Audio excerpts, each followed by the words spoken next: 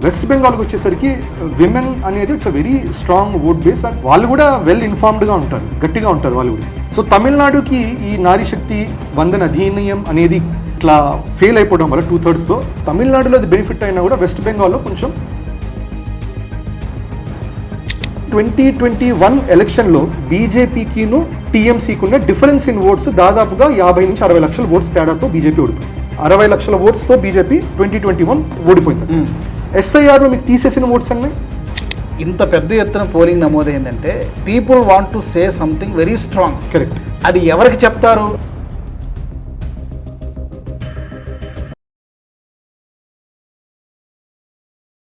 నమస్తే.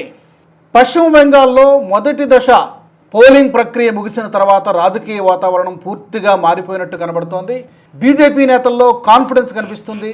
ఈవెన్ ప్రధాని మోదీ కూడా ఇప్పటికే హెచ్చరించడం జరిగింది, టీఎంసీ గూండాలు సరెండర్ అయిపోండి, మే 4 తర్వాత అన్ని ఫైల్స్ ఓపెన్ చేస్తాం అని చెప్పి ప్రధాని మోదీ చెప్పడము. ఇంకో పక్క అమిత్ షా కూడా దీదీ దిగిపోయేటువంటి సమయం వచ్చింది అని చెప్పి అమిత్ షా మాట్లాడటం. ఆశ్చర్యకరంగా రాహుల్ గాంధీ కూడా తాజాగా ఒక వీడియో క్లిప్ రిలీజ్ చేశారు. మమతా బెనర్జీ కనుక సరిగ్గా పరిపాలన చేసి ఉంటే ఈ రోజున బీజేపీకి స్కోప్ ఉండేది కాదు, ఎప్పుడైనా బీజేపీని కొట్టగలేది కాంగ్రెస్ మాత్రమని చెబుతూ రాహుల్ గాంధీ మాటల్లో కూడా బీజేపీ దాదాపు గెలిచినట్టుగానే కనబడుతుందనేటువంటి సెన్స్ ఆ మాటల్లో కనిపిస్తోంది. టీఎంసీ నేతల్లో కార్యకర్తల్లో నైరాశ్యం కనిపిస్తోంది. అంటే ఓటమి ఛాయలు అప్పుడే కనబడుతున్నాయా? మరి ఇంత పెద్ద ఎత్తున దాదాపు 92 నుంచి 93% పోలింగ్ నమోదైందంటే అది యాంటీ ఇన్కంబెన్సీనా ప్రో ఇన్కంబెన్సీనా ఏంటి, ఎలా అర్థం చేసుకోవాలి? Let's talk briefly. నాతో స్టూడియోలో ఉన్నారు ఆదిత్య కృష్ణ గారు, రీసెర్చ్ జర్నలిస్ట్. ఆదిత్య గారు నమస్తే. నమస్తే. చాలా నేను ఎక్స్పెక్ట్ చేయలేదు ఇంత పెద్ద ఎత్తున పోలింగ్ శాతం నమోదవుతుందని చెప్పి. 152 నియోజకవర్గాల్లో ఇప్పుడు నేను చెప్పినట్టుగా సుమారు 92 నుంచి 93 ఇన్ బిట్వీన్ ఆ మధ్యలో ఉంది. మోదీ గారి మాటల్లో కాన్ఫిడెన్స్ కనిపిస్తుంది. అఫ్కోర్స్ ఉండాలి కూడా, అవసరం కూడా, ఇంకెందుకంటే సెకండ్ ఫేజ్ ఉంది. ఎలా అర్థం చేసుకోవచ్చు మనం? మారిపోయిందా 2 వారాల కింద పరిస్థితికి ఇప్పుడున్నటువంటి సిచ్యువేషన్? అంటే ఐ థింక్ రీసెంట్గా మనం ఒకటి కాజెస్ కొన్ని ఉంటాయి, ఒకటి ఎఫెక్ట్స్ కొన్ని కనబడుతుంటాయి. ఇప్పుడు ఒక కాజ్ వైజ్ చెప్పాలంటే మనకి అప్పట్లో ఇది తెలిసిందే, ఇది నారీ శక్తి వందన్ అధినియం అని చెప్పి ఒకటి ట్రై చేశారు. సో ఎసెన్షియల్ కాన్స్టిట్యూషనల్ అమెండ్మెంటే, కానీ అది ప్యాకేజింగ్ అది నారీ శక్తితో ప్యాకేజ్ చేశారు. అది though it is a constitutional amendment. దేనికంటే మనకి number of seats in the parliament 543 నుంచి 850 దాకా తీసుకెళ్ళాలి. అప్పుడు మనం డీలిమిటేషన్ చేయొచ్చు. డీలిమిటేషన్ అయిన తర్వాత విమెన్స్ రిజర్వేషన్ ఆఫ్ 1/3 ఇవ్వచ్చు. సో దానికోసం కాన్స్టిట్యూషన్ అమెండ్మెంట్ కావాలి, ఎందుకంటే మనకి ఎక్స్ప్లిసిట్గా ప్రొహిబిట్ చేస్తుంది 543 కంటే ఎక్కువ. సో డీలిమిటేషన్ చేసిన అదే పంచాలి. సో ఇది జరిగినప్పుడు అఫ్కోర్స్ తమిళనాడు ఏం చేసింది, ఇది మనము బీజేపీకి సెట్ బ్యాక్ అయింది, అట్లా కూడా ఓడించామంటారు. కానీ బీజేపీ ఏమంది, దట్ ఒపోజిషన్ విమెన్స్ ఎంపవర్మెంట్కి అగేన్స్ట్గా చేసింది అన్నారు. ఇప్పుడు వెస్ట్ బెంగాల్కి వచ్చేసరికి విమెన్ అనేది it's very strong vote base and వాళ్ళు కూడా వెల్ ఇన్ఫార్మ్డ్గా ఉంటారు, గట్టిగా ఉంటారు వాళ్ళు కూడా. సో తమిళనాడుకి ఈ నారీ శక్తి వందన అధినియం అనేది ఇట్లా ఫెయిల్ అయిపోవడం వల్ల 2/3తో తమిళనాడులో అది బెనిఫిట్ అయినా కూడా వెస్ట్ బెంగాల్లో కొంచెం ఒపోజిషన్ ఆఫ్ బీజేపీ కొంచెం అగేన్స్ట్ అవుతుంది. సో ఇది డెఫినెట్గా కూడా ఏం జరిగిందో మనం చెప్పలేము. బెనిఫిట్ అయిందా లేకపోతే మోస్ట్ లైక్లీ అయి ఉండొచ్చు, బూమరాంగ్ అయింది. ఎందుకంటే అక్కడ కూడా 82+ నమోదైంది. ఏం జరుగుతుందో తెలియదు మనకి. రైట్. మేబీ 29th కొంతవరకు మనం ఎగ్జిట్ పోల్స్లో కొంతవరకు చెప్తామేమో, May 4th మనం చూడాల్సి ఉంటుంది క్లియర్ పిక్చర్. కరెక్ట్. అయినా కూడా అక్కడ it's not direct DMK versus BJP contest కాబట్టి డిఫరెంట్ అది ఈక్వేషన్. కానీ ఇక్కడ it's direct BJP versus TMC. So ఇది ఒక డెఫినెట్గా ఒక యాడ్ ఆన్ కనబడుతుంది. ఇంకోటి ఆమె ఏం చేశారు, ఫ్రీబీ పాలసీ కూడా పెట్టారు. దట్ విమెన్ అందరికి కూడా నెలకి 1500 ఇస్తానని ఒకటి పెట్టారు. దానికి బీజేపీ కౌంటర్ ఆఫర్ ఏమి ఇచ్చింది, 3000 ఇస్తాం ఏమన్నారు. సో ఇది ఒకటి నడిచింది కౌంటరింగ్. ఇంకోటి లాస్ట్ కపుల్ ఆఫ్ డేస్లో మీరు చూస్తే ఈయన రాజ్నాథ్ సింగ్ జీ వెళ్ళినప్పుడు కూడా ఆయన ఏమన్నారంటే టీఎంసీ అంటే టోటల్ మిస్ రూల్ అన్నట్టు అన్నారు ఆయన, total miss rule and corruption. So అక్కడ ఏంటంటే చాలా మటుకు ఈ మిస్ రూల్ గురించి, కరప్షన్ గురించి, అండ్ యోగిజీ వెళ్ళినా మోదీజీ వెళ్ళినా కూడా ఇద్దరు అంటాం కూడా మీరు ఎవరన్నా క్రిమినల్స్ రైటర్స్ అది ఇప్పుడే లొంగిపోండి, తర్వాత అంటే యోగిజీ ఒక మాట అన్నారు, మీరు ఇప్పుడే లొంగిపోండి లేకపోతే మిమ్మల్ని లోపలేస్తాం లేదా పైకి పంపిస్తామన్నారు. ఇది కూడా కొంచెం కాంట్రవర్సీ లాగా అయింది. పైకి పంపించడం ఏంటి, ఎక్స్ట్రా జ్యుడిషియల్ కిల్లింగ్ ఒక 2 days బ్యాక్ అనుకుంటా. కరెక్ట్. సో ఇవన్నీ డిస్టెన్స్ జరుగుతున్నాయి. సో వాళ్ళు కంటిన్యూస్గా ఏం చేస్తున్నారు, ఒకటి అన్ఎంప్లాయ్మెంట్ అనేది తెలిసింది, అది చాలామందికి తెలిసింది. ఇప్పుడు కొన్ని వీడియోస్ కూడా చూస్తున్నాం, కొంతమంది అంటున్నారు దట్ ఇన్ఫ్యాక్ట్ ఆమె కోర్ ఓట్ బేస్ ఒకటి ముస్లిం ఓట్ బేస్ స్ట్రాంగ్గా ఉంది. వాళ్ళు కూడా అంటారు అన్ఎంప్లాయ్మెంట్ గట్టిగా ఉంది, బిజినెస్ వైజ్ డౌన్గా ఉంది, కానీ మేము బీజేపీ రానివ్వలేం కాబట్టి we have to vote for TMC అని ఓపెన్గా వాళ్ళు డిక్లేర్ చేస్తున్నారు. కానీ ఇక్కడ వాళ్ళు ఏం చేస్తున్నారు ఒకటి అన్ఎంప్లాయ్మెంట్ గురించి చెప్తూ ఇది కూడా ఓపెన్గా ఒక నేషనల్ లెవెల్లో కూడా ఏం చెప్పారు దట్ ఈ మమతా బెనర్జీ ఆమె 2011లో వచ్చినప్పటి నుంచి ఇప్పటిదాకా దాదాపుగా 6,500 పెద్ద కంపెనీస్ అన్ని కూడా షట్ డౌన్ చేసి వెళ్ళిపోయారు. చాలా ఫ్లో బయటికి వెళ్ళిపోయారు 7,000 కంపెనీలు, రైట్. సో ఇది వాళ్ళు ఒకటి ఎంఫసైజ్ చేశారు. అన్ఎంప్లాయ్మెంట్ గురించి మాట్లాడుతున్నారు. ఇంకోటి ఇన్ఫిల్ట్రేషన్ తగ్గిపోయింది. ఇన్ఫాక్ట్ అంతెందుకు మనం 90sలో చూస్తే West Bengal was or rather Kolkata top 3. In fact West Bengal కూడా టాప్ 3 స్టేట్స్లో ఉంది in terms of economic growth, in terms of GDP contribution. షేర్లో టాప్ 3లో ఉండేది, రైట్. సో ఇప్పుడు అదే 24th ఉంది అది, అవును, రైట్. సో ఇంకోటి మీరు నరేంద్ర మోదీజీ ఆయన క్యాంపెయిన్ చూస్తున్నా కూడా ఆయన ఏం చేస్తారు, ఒక లోకల్ షాప్కి వెళ్ళి జల్మురీదేనా అని చెప్పి జల్మురీ తిని అది చిన్న మారవరా లాంటిది అవి తినేసిన తర్వాత కితనా హే అంటారు, 10 రూపాయలు అంటారు. సో ఈ మామూలుగా మోదీజీ ఏం క్యాంపెయిన్ చేస్తారు, digital economy, digital India campaign చేస్తారు. మనం ఇంట్యూటివ్గా ఏమనుకుంటాం, ఆయన ఐడియల్లీ యూపీఐ కొట్టాలి కదా, క్యాష్ ఇవ్వడం ఏంటి అక్కడ 10 రూపాయలు క్యాష్ జేబు నుంచి తీసి. సో దానికి కూడా ఇన్ఫాక్ట్ మనం డేటా చూస్తే West Bengal is among the lowest UPI consumption states. So UPI consume చేసే వాళ్ళు కొంచెం బీహార్ కంటే కొంచెం బెటర్. యాక్చువల్లీ మణిపూర్ అది ఇంకా తక్కువ ఉంది, మణిపూర్ నాగాలాండ్ ఇంకా తక్కువ అండర్స్టాండబుల్లీ. కానీ దాని లోయెస్ట్ బీహార్ కంటే కొంచెం పైన ఉన్నది west Bengal. So which means ఏంటి, అక్కడ పబ్లిక్తో కనెక్ట్ అవ్వడానికి నువ్వు యూపీఐ స్టైల్గా చేస్తే వాళ్ళు కనెక్ట్ అవ్వాలంటే ఏం చేయాలి, వాళ్ళ క్యాష్ ఇవ్వాలి, వాళ్ళు తిండి తినాలి అక్కడ. సో ఆయన ఇటువంటి అట్ హోమ్ ఫీలింగ్ లాంటిది అక్కడ ఒకటి తీసుకొచ్చే ప్రయత్నం అనేది మోదీజీ చేశారు. అండ్ సో ఇదొకటి ఎకానమిక్ ఇష్యూస్ కవర్ చేయటం, కరప్షన్ గురించి బాగా కవర్ చేయటం, లా అండ్ ఎన్ఫోర్స్మెంట్. ఈ ఆర్జీ కర్ ఈ కాలేజ్లో రేప్ అండ్ మర్డర్ కేసు జరిగింది, అది కూడా సైలెంట్గా క్లోజ్ చేశారు. అది కూడా ఒక విధంగా ఇండికేట్ చేస్తున్నారు. మళ్ళీ ఇతను ఈ షాజహాన్, అతను సందేశ్ ఖలీ అనే చోట ఆయన వచ్చి రకరకాల ఇట్లాంటివే రకరకాల క్రైమ్స్ చేస్తున్నారు, మర్డర్స్ చేస్తున్నారు, రైటింగ్ చేస్తున్నారు, సెక్షువల్ అలిగేషన్స్ కూడా ఆయన మీద ఉన్నాయి. సో ఆయన మీద కూడా ఆయన he was a TMC guy, right. So ఇవన్నీ కూడా లా అండ్ ఆర్డర్ రిలేటెడ్ బాగా చాలా గట్టిగా క్యాప్చర్ చేస్తారు. సో అందుకని as an outcome I think very important point ఇది, దట్ ఇన్ఫిల్ట్రేషన్స్ పెరగడం గురించి హైలైట్ చేశారు. ఎస్ఐఆర్లో మనకి 90 లక్షల పైన 92 లక్షల మంది దాకా wrong voters and non existent voters ఇవన్నీ తీసేశారు అక్కడ. సో ఇక్కడ మనం గుర్తుపెట్టుకోవాల్సింది 2021 ఎలక్షన్లో బీజేపీకిను టీఎంసీకి ఉన్న డిఫరెన్స్ ఇన్ ఓట్స్ దాదాపుగా 50 నుంచి 60 లక్షల ఓట్స్ తేడాతో బీజేపీ ఓడిపోయింది. 60 లక్షల ఓట్స్తో బీజేపీ 2021 ఓడిపోయింది అక్కడ. ఎస్ఐఆర్లో మీకు తీసేసిన ఓట్స్ అన్నీ 90 లక్షల పైన, అంటే ఓటర్స్ని తీసేశారు, రైట్. సో ఇక్కడ కొంచెం ఒక రకమైన స్క్యూయింగ్ అనేది కొంచెం డేటా కొంచెం అనేది చేంజ్ అవుతుంది. ఇంకోటి మనకు తెలిసిందే 2021లో ఇంకోటి ఏం జరిగిందంటే వైలెన్స్ జరగటం, ఎవరైనా బీజేపీకి ఓట్ చేసే ఎవరైనా ఉన్నారు అని టెక్నికల్గా తెలిస్తే వాళ్ళని ఆపటం, బెదిరించడం, అవసరమైతే కొట్టడం, ఇట్లాంటివి జరగడం, బూత్ క్యాప్చర్స్ లాంటివి కూడా కొన్ని మాటలు వచ్చాయి. ఓటింగ్ అయిన తర్వాత ఎవరెవరు బీజేపీకి చేశారో వాళ్ళ దగ్గరికి వెళ్ళి వైలెన్స్ చేయడం ఏమైనా జరిగాయి. ఈసారి సెంట్రల్ ఫోర్స్ చాలా వచ్చారు, 2.5 లక్షల మంది వచ్చారు, రైట్. సో మామూలుగా స్టేట్ పోలీస్ 1,00,000 మంది అయితే వీళ్ళు 2.5 లక్షల మంది.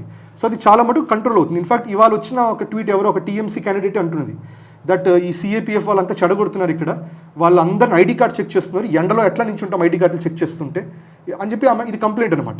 So essentially ID card check చేయడం is a good thing. So TMC వాళ్ళు ఆ క్యాండిడేట్ ఏమంటుంది, దీనివల్ల ఎండలో నిలబడాల్సి వస్తుంది, ఒక ఎక్స్క్యూజ్ లాగా వస్తుంది. అండ్ మోస్ట్ ఇంపార్టెంట్ ఇవన్నీ మనకి causes different impact on the elections కనబడుతుంది. ఇప్పుడు ఇంపాక్ట్ ఓపెన్గా మమతా బెనర్జీ గారు కూడా మొన్న ఏమన్నారంటే మళ్ళా కలుద్దాము ఉంటే అన్నట్టు చెప్పి వెళ్ళిపోయారు, ఫిర్ మిలేంగ్ అగర్ హేతో అన్నట్టు చెప్పి వెళ్ళిపోయారు. సో ఇక్కడ కొంచెం కాన్ఫిడెన్స్ డిప్పింగ్ లాగా కనబడుతుంది. ఇంకోటి 2021లో ఒకటి ఆమెని వాళ్ళు ఖేలా హోబే లెటెస్ట్ ప్లే అన్నట్టు ఆమెకు స్టేట్మెంట్ క్యాంపెయిన్ మీద వెళ్ళింది. కాన్ఫిడెన్స్ ఇప్పుడు కనిపించట్లేదు, అది లేదు, క్యాంపెయిన్ కూడా లేదు. ఇన్ఫాక్ట్ దానికి కౌంటర్ క్యాంపెయిన్ యోగీజీ చేశారు. యోగీజీ ఏమన్నారంటే ఆయన ఒక మాట అన్నారు, ఆయన దట్ ఆటలు ఇంకా ఇప్పుడు ఆటలు ఆపుదాము, డెవలప్మెంట్ మొదలు పెడదామని ఒక మాట అన్నారు.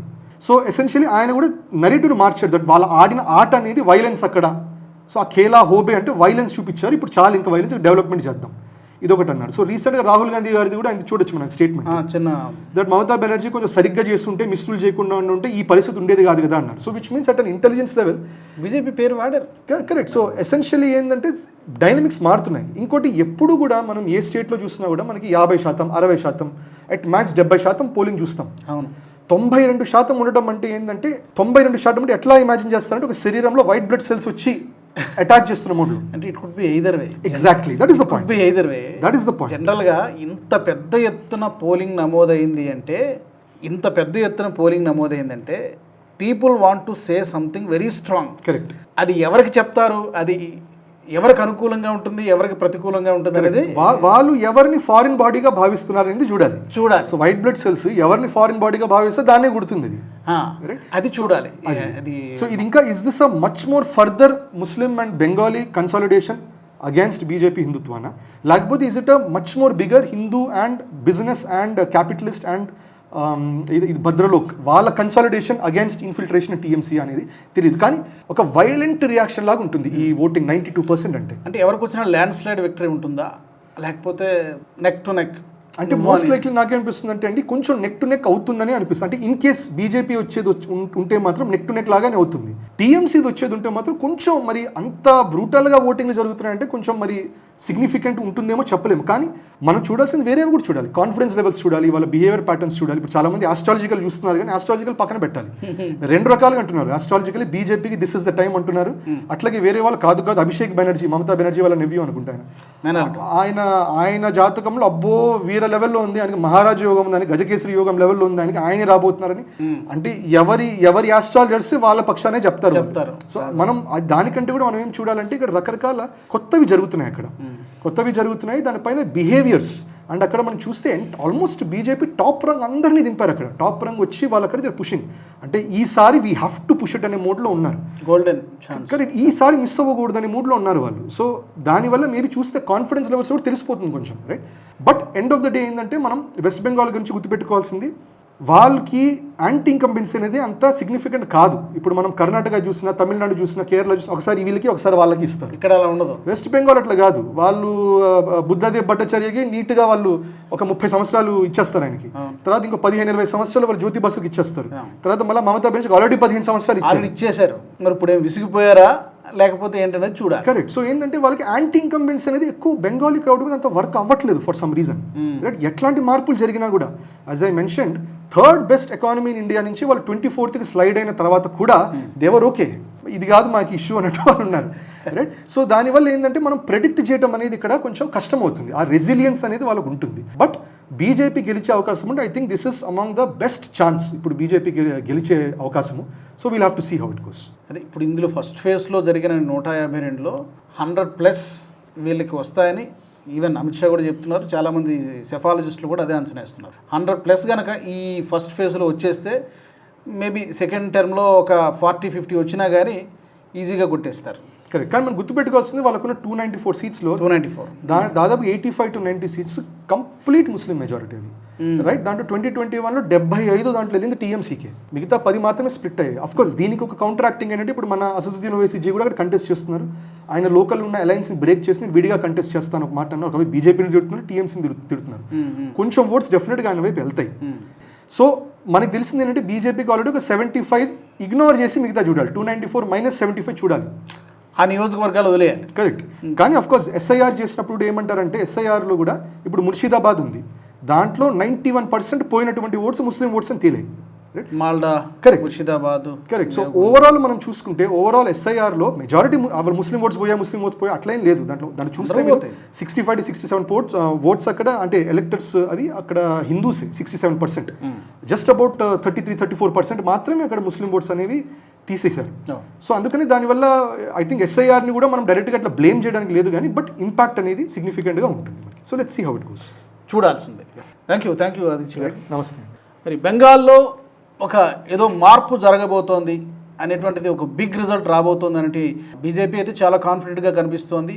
రాబోయేది మా ప్రభుత్వమే, టీఎంసీ పని అయిపోయిందని చెప్తుంది. టీఎంసీ నుంచి కూడా పెద్దగా రెస్పాన్స్ లేదంటే బహుశా వాటి మనం ముందే అంగీకరిస్తున్నారా, ఇప్పటికే నైరేషన్లో ఉన్నారనేది ప్రస్తుతానికైతే ఉన్నటువంటి పరిస్థితి. చూడాల్సి ఉంటుంది. మే 4వ తారీఖున ఫైనల్ రిజల్ట్ రాబోతోంది. మీ ఒపీనియన్స్ని కూడా తప్పకుండా షేర్ చేయండి కామెంట్ సెక్షన్లో. వచ్చే ఎపిసోడ్లో మళ్ళీ కలుద్దాం. జై హింద్. ఈ వీడియో మీకు నచ్చినట్టయితే లైక్ చేయండి, 10 మందికి షేర్ చేయండి. అలాగే కామెంట్ల రూపంలో మీ అభిప్రాయాలను మాతో పంచుకోండి. Nationalist hub group of channels ను సబ్స్క్రైబ్ చేసుకుని తెలుగునాట జాతీయవాద జర్నలిజాన్ని ప్రోత్సహించండి. ఈ వీడియో కింద ఉన్న బెల్ ఐకాన్ పై క్లిక్ చేయడం మర్చిపోవద్దు.